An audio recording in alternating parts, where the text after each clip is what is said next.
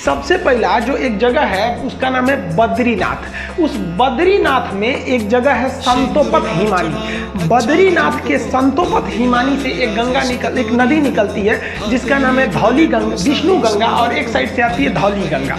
तो धौली गंगा और विष्णु गंगा दो नदियां हैं। ये दो नदियां आपस में आके मिल जाती है विष्णु प्रयाग। जब दो नदियों के मिलने के वक्त में गहराई बराबर हो जाए तो उन नदियों का नाम चेंज कर दिया जाता है। यदि एक की गहराई ज़्यादा दूसरी की गहराई कम तो नदी गहरी वाली नदी के नाम से ही नदी आगे बढ़ेगी। तो यहाँ लगभग गहराई बराबर हो जाती है विष्णु प्रयाग में, तो नाम बदलकर इस रेड वाली नदी का नाम रख दिया जाता है अलकनंदा नदी। यह आगे जाकर एक नदी आके मिलती है जिसका नाम है नंदाकिनी नदी। क्योंकि नंदाकिनी नदी मिली है इसलिए इसे कहते हैं नंद प्रयाग।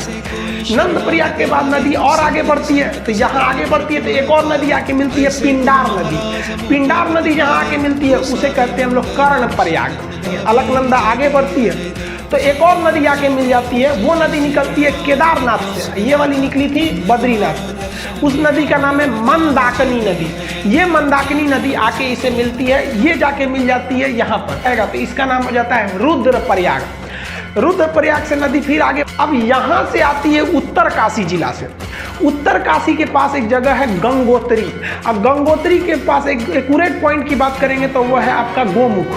वहाँ से एक नदी निकलती है जिसका नाम है भागीरथी नदी। भागीरथी जाके इस अलकनंदा में मिलती है देव प्रयाग के जगह पे, और यहाँ पर दोनों की गहराई लगभग बराबर हो जाती है तो इसका नाम हो जाता है गंगा। अब आप बताइए, गंगा तो इतनी नदियों से मिल के बना है।